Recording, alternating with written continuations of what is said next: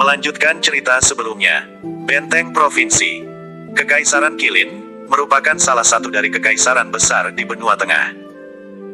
Wilayahnya mencakup 3 kerajaan besar yang bernama Paviliun Merak, Teratai Emas, dan Istana Bintang. Masing-masing kerajaan itu terdiri dari puluhan sampai ratusan provinsi. Lin Feng sendiri berada di wilayah Provinsi Bintang Biru kekuasaan Kerajaan Istana Bintang. Dia melanjutkan perjalanan dengan menaiki kereta saudagar di samping tempat kusir, diiringi 5 orang pengawal yang mengendarai kuda. "Tuan muda, kemana tujuanmu?" tanya pemimpin pengawal. "Aku tidak tahu, aku pergi kemana langkah kakiku sampai." Lin Feng menghela nafas, kemudian melanjutkan perkataannya, "Hanya saja, aku memiliki tujuan menumpas kejahatan di dunia ini. Aku tidak ingin orang-orang hidup sebatang karat dan mengalami nasib sepertiku yang kehilangan sebuah keluarga." Saudagar yang ada di dalam kereta pun menjadi iba terhadap Lin Feng. "Anak muda, aku turut berduka atas kejadian tragis yang kamu alami. Aku pun berterima kasih karena kamu telah menyelamatkan kami. Aku berhutang budi padamu." "Kami juga berhutang budi padamu," sahut pemimpin pengawal mewakili keempat bawahannya. "Tidak perlu merasa berhutang budi.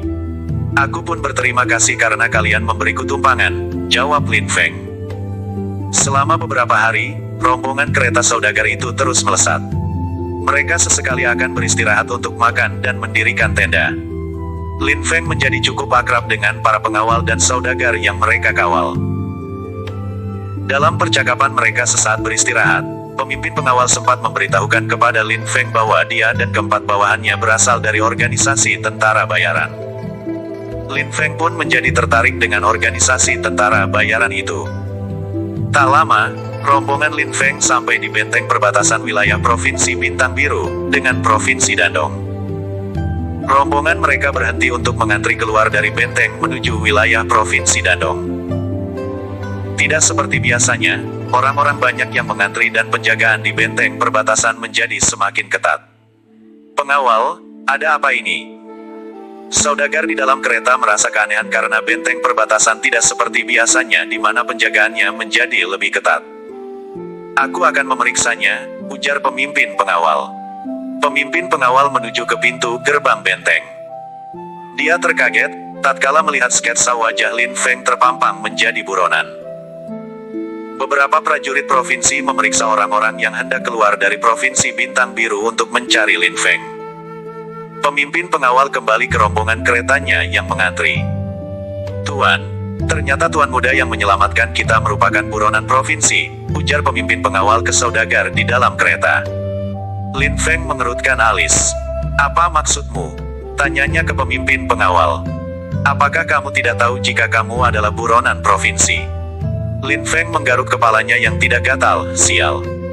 Mungkin klan Huang atau sekte Gunung Petir yang melakukannya. Anak muda, ambil ini dan tutupi wajahmu." Saudagar dari dalam kereta memberikan sebuah syal untuk Lin Feng melalui jendela kecil yang ada di depannya. "Apa kalian baik-baik saja membawa buronan sepertiku? Aku lebih baik pergi dan berpisah dengan kalian. Tutupi saja wajahmu. Kami akan berusaha agar kamu tidak ketahuan. Anggap saja sebagai balas budi karena kamu telah menolong kami. Aku pikir, kamu lebih baik keluar dari Provinsi Bintang Biru karena sudah tidak aman lagi bagimu," sahut pemimpin pengawal. Lin Feng pun menerima syal dari saudagar dan mengenakannya. Dia memperlihatkan kultivasinya lalu duduk bersila di samping kusir berpura-pura berkultivasi. Tak lama, giliran kereta mereka melewati gerbang benteng. "Untuk apa kalian keluar dari Provinsi Bintang Biru?" tanya prajurit provinsi. Saudagar di dalam kereta membuka jendela di sampingnya. Dia menunjukkan lencana asosiasi dagang miliknya. "Kami akan menjual beberapa barang ke Provinsi Dandong. Kami akan memeriksa kalian satu persatu." Prajurit penjaga gerbang melihat sketsa wajah Lin Feng sambil memeriksa satu persatu wajah pengawal, kusir, dan saudagar yang ada di dalam kereta. Prajurit itu kemudian melirik ke arah Lin Feng. "Siapa dia?" tanyanya kemudian hendak membuka syal yang menutupi sebagian wajah Lin Feng. "Hentikan. Dia adalah salah satu anggota kami," cegah pemimpin pengawal. "Sesuai prosedur, kami harus memeriksa wajahnya." Dia sedang berkultivasi, tolong jangan diganggu. Kami hanya sebentar memeriksa wajahnya, ujar prajurit penjaga gerbang. Pemimpin pengawal memperlihatkan lencana organisasi miliknya. Organisasi tentara bayaran di Istana Bintang tidak akan tinggal diam jika kamu menyentuhnya. Kami menjamin bahwa dia bukanlah orang yang kalian cari, ujarnya terus berusaha agar prajurit provinsi tidak membuka penutup wajah Lin Feng. Organisasi tentara bayaran cukup disegani di kalangan prajurit kerajaan bahkan kekaisaran. Mereka seringkali mendapatkan tugas peperangan. Mendengar ancaman dari pemimpin pengawal, prajurit provinsi menjadi sedikit takut karenanya. Baiklah, cepat, perintah prajurit provinsi membiarkan Lin Feng dan lainnya keluar dari benteng. Tuan Cadar Hitam. Lin Feng dan lainnya bergegas melangkah keluar dari benteng. Tuan, bisakah kamu menjelaskan tentang organisasimu? Aku sangat tertarik dengan organisasimu itu, tanya Lin Feng ke pemimpin pengawal. Pemimpin pengawal kemudian menjelaskan, jika anggota organisasi tentara bayaran memiliki beberapa tingkatan dari bintang 1 sampai bintang 5. Semakin tinggi bintangnya, semakin sulit misi dan tugas yang dilakukan. Pemimpin pengawal dan keempat bawahannya itu sendiri merupakan anggota tentara bayaran bintang 1 yang dapat misi pengawalan. Bisakah aku bergabung dengan organisasimu? Lin Feng yang tertarik, ingin mencoba bergabung dengan organisasi itu. Tentu saja bisa, Tuan Muda bisa bergabung dengan mendatangi markas cabang organisasi. Baiklah, aku akan bergabung dengan organisasi tentara bayaran, balas Lin Feng. Rombongan kereta mereka terus melesat dan tak lama mereka sampai di sebuah kota yang berdekatan dengan benteng. Mereka berhenti di depan sebuah penginapan. Saudagar di dalam kereta hendak beristirahat dan menginap di kota itu sebelum melanjutkan perjalanannya. Namun, Lin Feng berpikir untuk melanjutkan berkelana seorang diri. Dia akan menuju ke markas cabang organisasi tentara bayaran yang ada di kota itu. Tuan pengawal, apakah di sini ada markas cabang organisasi tentara bayaran? Tanya Lin Feng. Ada Tuan Muda. Kurang lebih 20 km ke arah sana, di pusat kota, balas pemimpin pengawal sambil menunjuk ke suatu tempat. Tuan Saudagar, Tuan Pengawal, aku rasa kita berpisah sampai di sini. Aku akan mendaftar menjadi tentara bayaran dan melanjutkan perjalananku sendiri, ujar Lin Feng. Baiklah, berhati-hatilah anak muda, balas Tuan Saudagar. Kami berterima kasih sekali lagi karena Tuan Muda telah menyelamatkan kami dari para perampok. Aku harap kita bisa berjumpa lagi di lain kesempatan, sahut pemimpin pengawal. Lin Feng mengangguk, aku pergi dulu, ujarnya, kemudian melesat meninggalkan mereka. Lin Feng melesat dari atap satu bangunan ke bangunan lain. Dia tampak sedikit misterius menggunakan sebuah syal menutupi sebagian wajahnya. Dia menuju tempat yang ditunjuk oleh pemimpin pengawal. Tidak lama, Lin Feng sampai di tempat tujuannya. Dia memasuki markas dan menemui petugas. Tuan, aku ingin mendaftar menjadi tentara bayaran, ujarnya. Petugas itu mengerutkan alis melihat Lin Feng. Bisakah kamu memperlihatkan kultivasimu? Wush. Lin Feng memperlihatkan kultivasinya yang berada di tahap pemula pertama. Namun, petugas menahan tawa melihat kultivasinya yang sangat rendah. Apa kamu yakin? Tentara bayaran bintang 1 bahkan rata-rata berada di tahap pemula ke-5 dan ke-6. Lin Feng menelan ludah karena selalu saja ada orang yang mempermasalahkan kultivasinya. Namun, dia sudah bertekad memasuki organisasi tentara bayaran. Apa aku tidak memenuhi syarat? Kamu bisa saja bergabung dengan organisasi.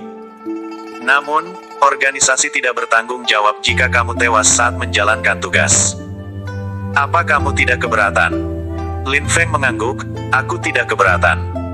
Petugas itu menatap Lin Feng yang sebagian wajahnya tertutup syal. Dia berinisiatif memberikan Lin Feng sebuah nama Tuan Cadar Hitam. Dia kemudian memasukkan nama Lin Feng ke sebuah artefak agar tercatat sebagai tentara bayaran. Aku memasukkan daftarmu dengan nama Tuan Cadar Hitam, ujar petugas kemudian memberikan sebuah lencana giok pipi. Apa ini? Itu adalah lencana sekaligus token milikmu. Bayaranmu akan ditransfer ke dalamnya dalam bentuk poin. Kamu bisa menukarkan poinmu dengan sumber daya maupun koin emas di markas cabang organisasi yang ada di setiap ibu kota provinsi. Apakah ada misi yang bisa saya lakukan? Petugas menghela nafas. Dia merasa jika Lin Feng bergabung menjadi tentara bayaran, karena kesulitan ekonomi. Menurutnya, Lin Feng hanya mencari mati dengan bergabung menjadi tentara bayaran. Misi tentara bayaran bintang 1 bahkan berbahaya untuk orang sepertimu. Itu tidak masalah, balas Lin Feng. Jika kamu ingin lekas mati, kenapa tidak pergi ke kota Daun Putih? Penguasa Provinsi Dandong sedang membutuhkan banyak tentara bayaran untuk menghadapi manusia gunung di kota itu. Baiklah, aku akan melakukannya, ujar Lin Feng. Petugas menelan ludah, perkataannya hanyalah candaan. Namun Lin Feng dengan sangat berani menyetujuinya. Apa kamu yakin itu adalah misi tentara bintang 2? Aku hanya bercanda mengatakannya. Aku yakin. Kalau begitu, teteskan darah di lencana milikmu. Organisasi pusat akan tahu jika kamu tewas saat menjalankan tugas, ujar petugas. Lin Feng pun meneteskan darah ke lencana miliknya. Lencana itu akan terhubung ke artefak yang ada di markas pusat organisasi tentara bayaran. Jika Lin Feng tewas, maka organisasi pusat akan dapat mengetahuinya. Selain itu, peringkat dari tentara bayaran dapat diketahui melalui lencana tersebut. Lencana giok milik Lin Feng akan berubah warna jika Lin Feng naik peringkat bintangnya. Lencana giok Lin Feng sekarang berwarna kuning menandakan jika Lin Feng merupakan tentara bayaran bintang 1. Jika dia naik peringkat bintang 2, lencana giok itu akan berubah warna menjadi orange. Kemudian warna hijau untuk tentara bintang 3, merah untuk bintang 4, dan ungu untuk bintang 5. Kenaikan bintang sendiri akan terjadi secara otomatis sesuai dengan banyak dan berbahayanya misi yang dilakukan. Lin Feng kemudian melesat pergi dari markas cabang organisasi setelah diberitahu keberadaan kota Daun Putih oleh petugas. Manusia gunung. Kota Daun Putih merupakan wilayah yang berdekatan dengan pegunungan es. Beberapa manusia barbar yang disebut sebagai manusia gunung masuk ke dalam kota dan memakan manusia. Wali kota telah mengerahkan banyak prajurit kota untuk menghadapi manusia gunung, namun mereka kewalahan menghadapinya. Begitupun dengan ribuan prajurit provinsi. Lin Feng sampai di kota Daun Putih. Dia melihat ribuan prajurit melesat ke utara. Dia pun mengikuti ribuan prajurit itu sampai di wilayah perbatasan kota dengan pegunungan es. Di sana, beberapa barak didirikan sebagai tempat beristirahat bagi para prajurit. Terlihat pula tembok besar yang terbuat dari lapisan es tebal yang merupakan benteng pertahanan. Namun, sebagian dari benteng hancur oleh manusia gunung. Lin Feng menaiki benteng es dan di luar benteng ternyata ribuan prajurit sedang bertempur dengan manusia gunung. Prajurit silih berganti keluar benteng menghadapi manusia gunung. Seorang jenderal kota yang memimpin tentara bayaran yang mengamati dari atas benteng mengerutkan alis melihat Lin Feng yang tidak memiliki kultivasi. "Dari mana kamu berasal?" tanya jenderal kota. "Aku dari organisasi tentara bayaran," balas Lin Feng sambil menunjukkan lencana giok kuning miliknya. Pemimpin tentara bayaran tersedak melihat warna lencana Lin Feng yang berarti tentara bayaran bintang 1. "Apa kamu mencari mati? Lihatlah manusia gunung itu." Tunjuknya ke manusia gunung yang sedang bertempur. Tubuh manusia gunung sangat besar dan mereka memiliki fisik yang luar biasa. Rata-rata dari mereka berada di tahap pemula ke-7 sampai pemula ke-9. "Memang ada apa dengan mereka?" tanya Lin Feng. "Siapa namamu? Apa kamu meremehkan mereka?" Pemimpin tentara bayaran sedikit kesal karena Lin Feng seakan meremehkan manusia gunung yang berarti meremehkan kekuatan dari prajurit dan tentara bayaran yang sedang menghadapi manusia gunung. Jenderal kota hanya memandangi pemimpin tentara bayaran dan Lin Feng. Dia tidak mau turut campur dengan permasalahan internal organisasi tentara bayaran. Namun, dia pun memandang Lin Feng dengan pandangan menghina. "Panggil saja Tuan Cadar Hitam." "Aku tidak meremehkan mereka, hanya saja aku yakin dapat melawan mereka," jawab Lin Feng. "Omong kosong. Kamu hanyalah tentara bintang 1 dan bahkan tidak memiliki kultivasi. Lebih baik kamu nyah dari sini. Kita tidak akan tahu selama belum dicoba. Ini adalah tugas tentara bayaran pertamaku, tolong jangan halangi aku," pinta Lin Feng. Pemimpin tentara geleng-geleng kepala. Orang bodoh mana yang memberikan misi tentara bintang kedua ke tentara bintang satu yang bahkan baru pertama kali menjalankan misi? Gumamnya. Baiklah, terserah kamu saja, lanjut pemimpin tentara bayaran acuh dengan nasib Lin Feng yang berisi keras ikut menghadapi manusia gunung. Wush. Lin Feng langsung melesat keluar dari ketinggian benteng, sambil mengambil pedang dari punggungnya. Dalam sekejap mata, Lin Feng menyibak kerumunan manusia gunung. Dengan kekuatannya, Lin Feng setara dengan kultivator tahap Raja pertama. Manusia gunung yang rata-rata berada di tahap pemula ke-7 sampai pemula ke-9 bukanlah lawannya. Perbedaan kekuatannya dengan manusia gunung terlampau jauh bagaikan langit dan bumi. Selain itu, teknik dan jurus yang Lin Feng pelajari berasal dari kitab tingkat tinggi yang diajarkan oleh kakek petapa. Jenderal kota tertegun melihat Lin Feng yang tiba-tiba menyibak kerumunan manusia gunung dan sudah berada di tengah-tengah mereka. Prajurit kota, prajurit provinsi, dan tentara bayaran yang sedang melawan manusia gunung pun terkaget melihat kehadiran Lin Feng yang tiba-tiba. Siapa orang bercadar hitam itu? Tanya mereka. Tarian pedang kematian. Lin Feng langsung menyerang manusia gunung dengan teknik tingkat tinggi miliknya. Dalam sekali tebasan, puluhan manusia gunung tewas di tangan Lin Feng. Jenderal kota dan pemimpin tentara bayaran yang mengamati dari atas benteng mengucek mata mereka. Apa aku tidak salah lihat? Gumam pemimpin tentara bayaran. Tuan cadar hitam itu ternyata sedikit menakutkan. Lihatlah. Dia bahkan tersenyum saat menebas kepala puluhan manusia gunung. Ujar Jenderal kota. Lin Feng terus menyerang dengan teknik tarian pedang kematian. Aku tidak akan membiarkan kalian yang memakan manusia lainnya untuk hidup, gumamnya. Manusia gunung yang berada di sekitar Lin Feng tidak berdaya menghadapi Lin Feng yang gerakannya juga sangat cepat. Serak, serak, serak. Satu demi satu, manusia gunung tumbang dan berjatuhan terkena tebasan pedang dari Lin Feng. Meskipun tubuh mereka besar dan fisiknya kuat, Lin Feng jauh lebih tangguh berkat pelatihannya dengan kakek petapa di hutan kegelapan.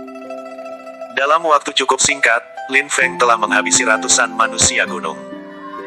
Manusia gunung mulai memperhatikan Lin Feng. Mereka mengepung dan menyerang Lin Feng dari berbagai penjuru.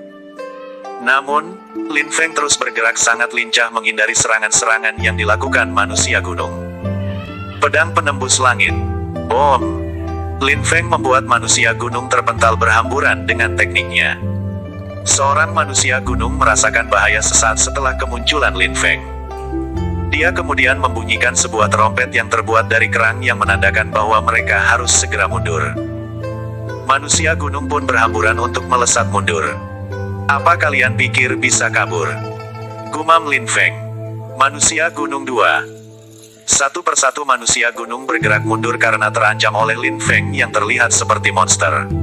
Serak, serak, serak. Lin Feng tidak begitu saja membiarkan manusia gunung kabur. Dia mengejar dan menebas kepala mereka satu persatu. Namun, manusia gunung yang terpencar ke sana kemari membuat Lin Feng kesulitan untuk mengejar semuanya.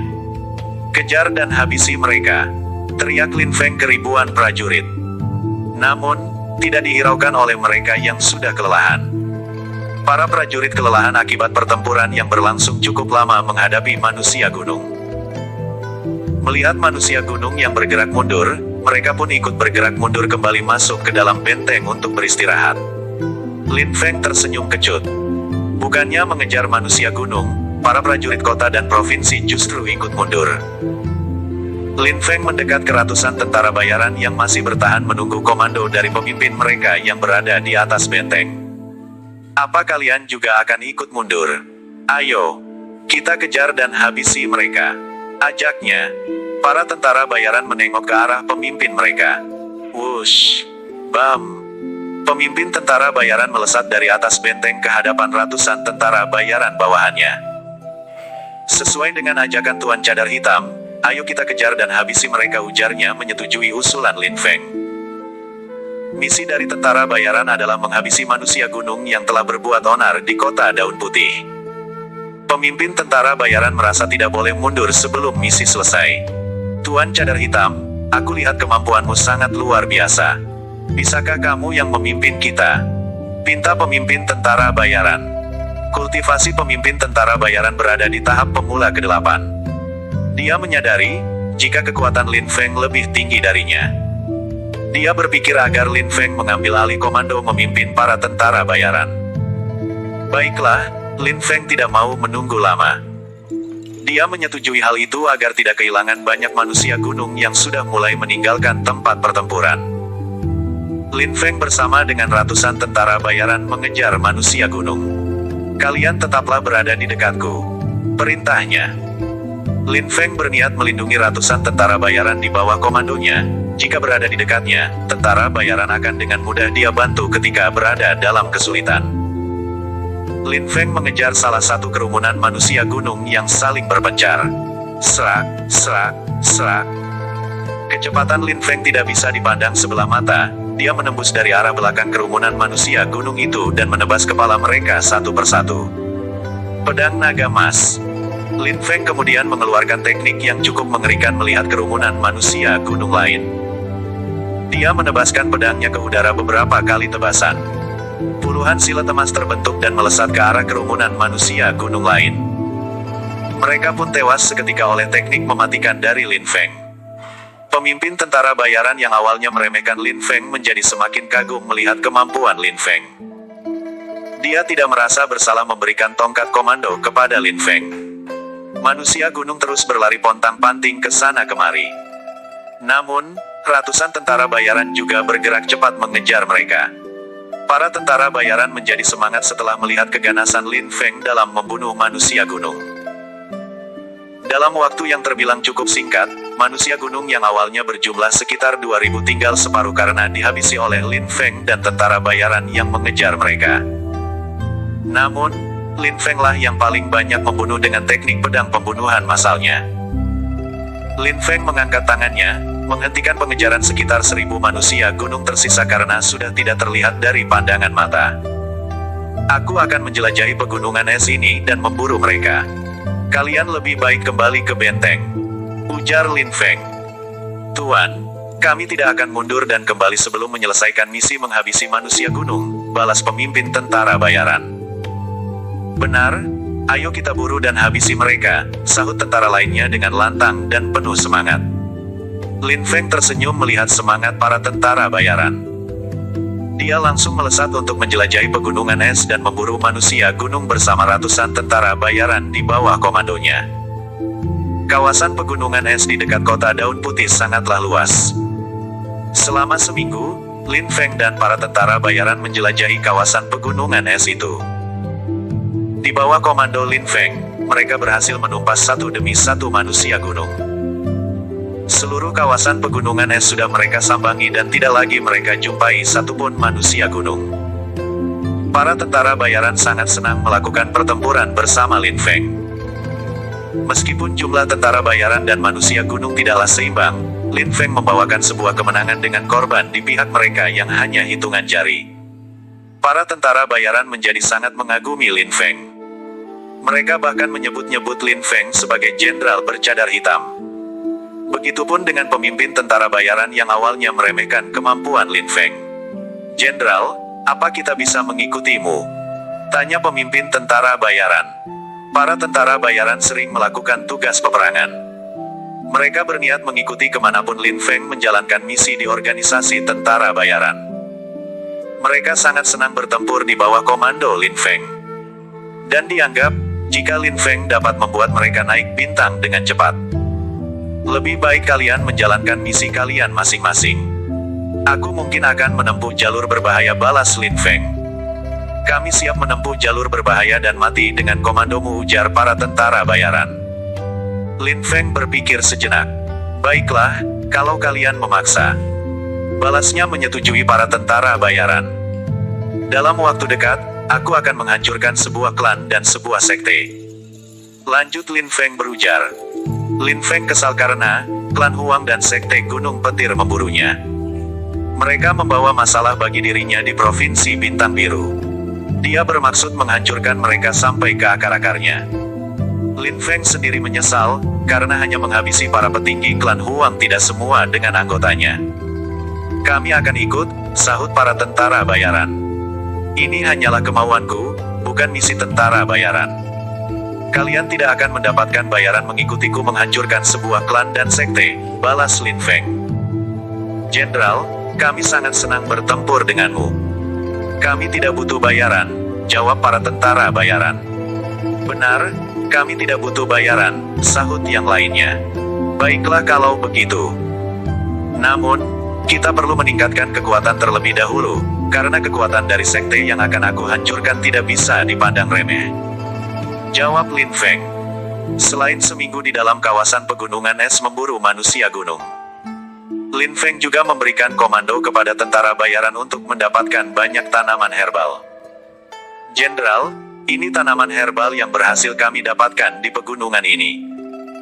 Satu persatu tentara memberikan tanaman herbal yang mereka peroleh kepada Lin Feng. Lin Feng mendapat banyak tanaman herbal dari ratusan tentara bayaran. Aku akan meracik pil dengan herbal ini untuk kalian, ujar Lin Feng. Tidak hanya memiliki kemampuan yang dahsyat, Jenderal ternyata juga seorang alkemis, bisik para tentara bayaran menjadi semakin kagum terhadap Lin Feng. Lin Feng meracik sangat banyak pil kultivasi tingkat 2. Kemudian memberikan kepada satu persatu tentara bayaran. Kita tingkatkan kultivasi kita di pegunungan ini, ucap Lin Feng. Di kawasan pegunungan es itu, Lin Feng dan para tentara bayaran duduk bersila menyerap esensi energi pil untuk meningkatkan kultivasi mereka sebelum kembali ke benteng. Bersambung.